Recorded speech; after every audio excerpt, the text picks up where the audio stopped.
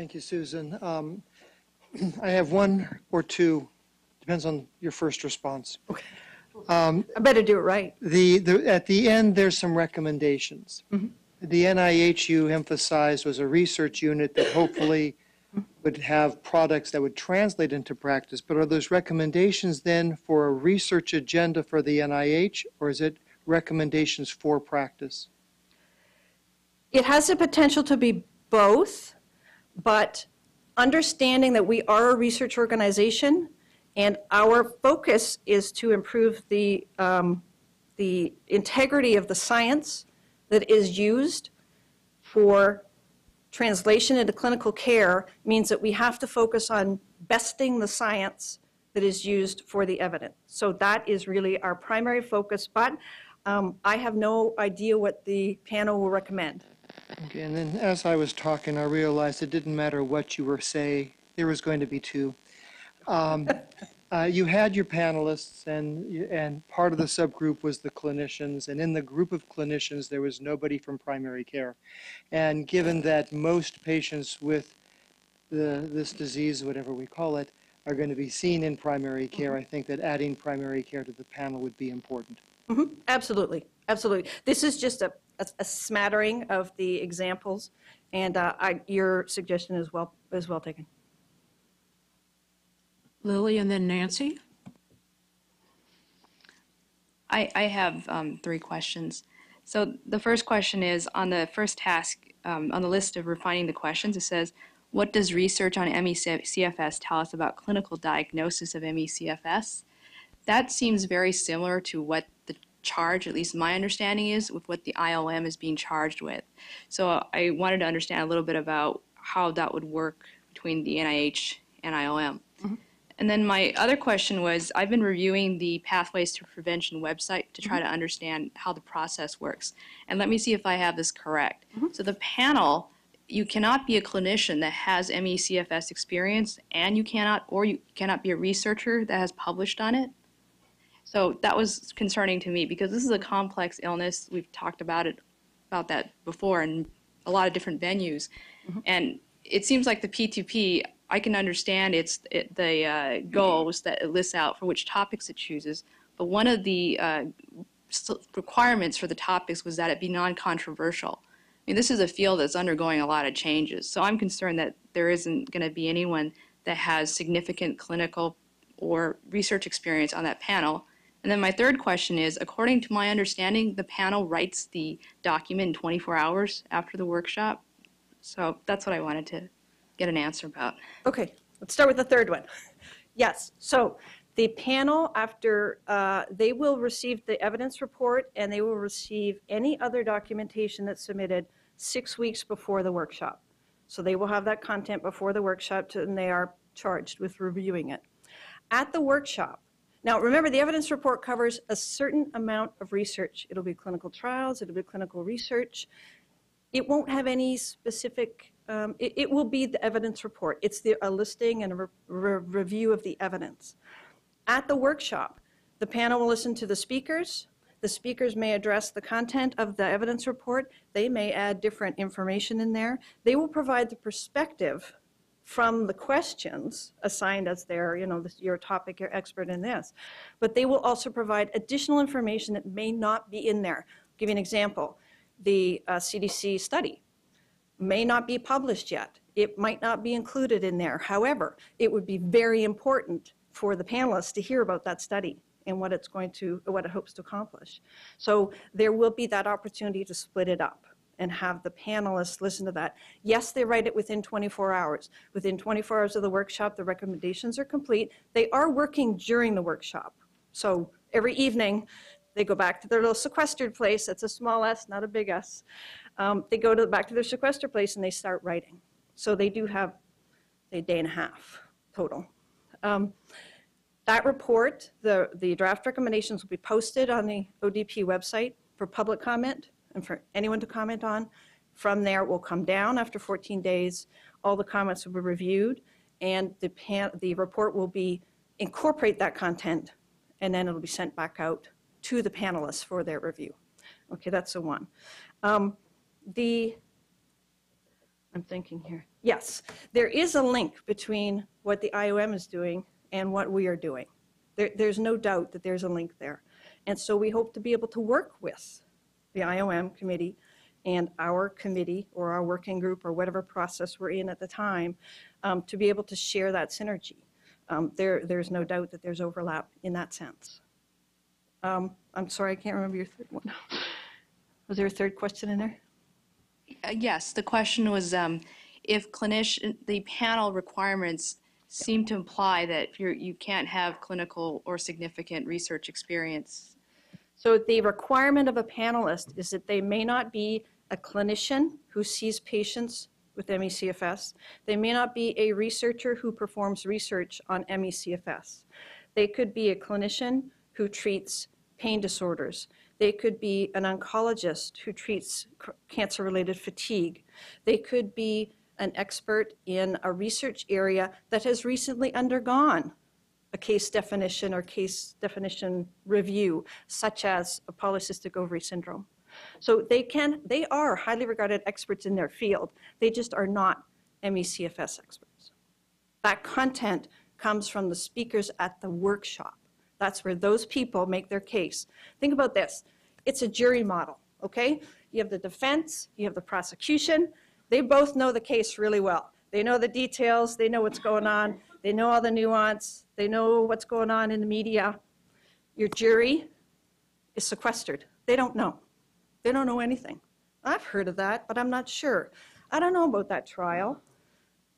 The jury hears the evidence, and they make their decisions based on the evidence. That's essentially what the panelists, the difference between the workshop speakers, the evidence report, and the panelists is. Nancy and then Cynthia? So I'm just so challenged because, yeah, I'm on both groups. My understanding, if I can paraphrase, is that IOM is not able to put anything out until its final report. It would be very difficult to synergize per se, but it can certainly hear. So it's a one-way direction from P2P to... Yes, it is. Yeah. So I believe we've talked about that. yeah, and it sounds very important because, I mean, there's so much that would be, duplicated. It's literature reviews and so on. You have this extraordinary group doing a comprehensive review of the entire literature. Obviously, that's something this committee could really value and not have to reproduce. That would be fabulous. The case definition charge itself is difficult. If this group is really focused on a clinical case definition, and the P2P is really focused primarily on, in its case definition focus, that piece of it, research case definition, I think, as I understand. The goal of the P2P is not to develop a research case definition, but to review it. Review the evidence in supporting all case definitions that have been used. Okay. It's going to be this is very interesting. So anyway, how do you see the one-way direction of this information flow working? And I'm worried about the timelines because when will the Portland group have their evidence, the ARHQ? The evidence review will be completed roughly 6 weeks before the workshop. We're planning for December 2014, tentative, please, planning. So 6 weeks minus will be when the evidence review should be completed and should be sent then to the panelists. Might it be possible then, in order to facilitate this group's work, which synergizes, to ask that the case definition part of that be upfront and available to this committee sooner than that? Because our timeline, I think that's too late to be useful. I think the IOM timeline is shorter. Right. Yes. I don't have a thorough answer to your question, but let me tell you what I know. The two processes are different, and not a charge, but our purpose is different. And so the questions that we develop will be heavily focused on the research part of it. That doesn't mean that the research part of it will not be informative to clinical case definition, but it means that our questions and therefore our evidence review might not exactly dovetail with what you're looking for. That doesn't mean it isn't usable content. It just means that because what we're reviewing is different than what you're going to review as the IOM panel. So can I just ask a simpler way of Yes. asking them? For those of us that are on both committees, I think there's 2 of us here that are, permission to share what we have to date. Because we were given interesting content just 2 weeks ago. That It was very good. But I don't know what my limits are in sharing that with this committee. I think we discussed at that meeting that it would be because, well, everyone, as the people who were at the meeting may well know, the ODP coordinator went on vacation for 2 weeks. She just got back today. She does a fabulous job, but she's got to get back to what she was working on. So the content of the meeting is not finalized. All the things that we discussed are on, sheets of paper and maybe a couple computer disks.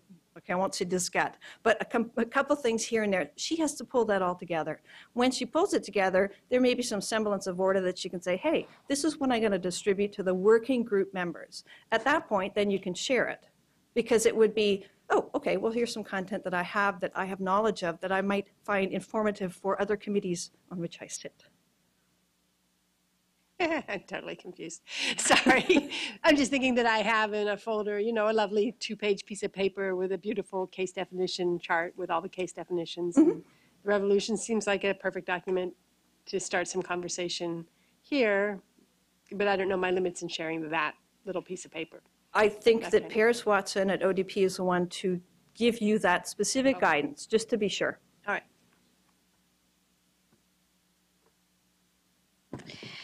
My understanding is that protocols for evidence reports are supposed to be publicly available. So we should be able to have access to the protocol for that evidence report. I am wondering if there are ways that we can work such that we get access to the search strategies that are used in that evidence report, tied to specific questions that are addressed that presumably are already specified in the protocol, so that we can peruse those before the final report comes out. And also, my understanding is that these evidence centers develop evidence tables before they have finalized the report. And I'm wondering if a way could be worked out, so that's an interim product really, if there could be a way worked out such that our committee could have access to some of these interim products. I think those are very valid questions, and I apologize, I don't know the answer to that at this point in time, but I will certainly go back and ask. I'll find out what the statement of work says about the products, the deliverables, when they're due, who they get released to, et cetera. But that's a very valid question.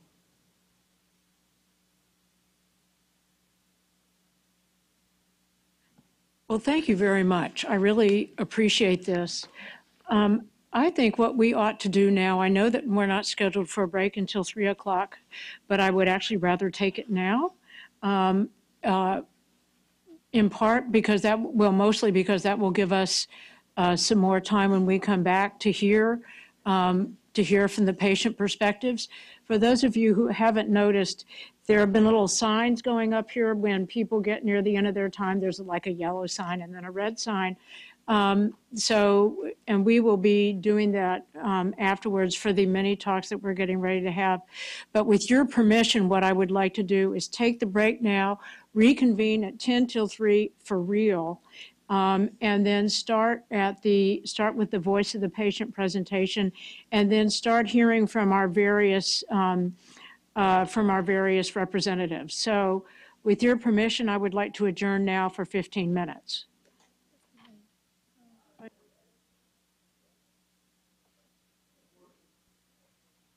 So we'll reconvene when that clock says 10 till 3. It's late, so don't, yeah, I know.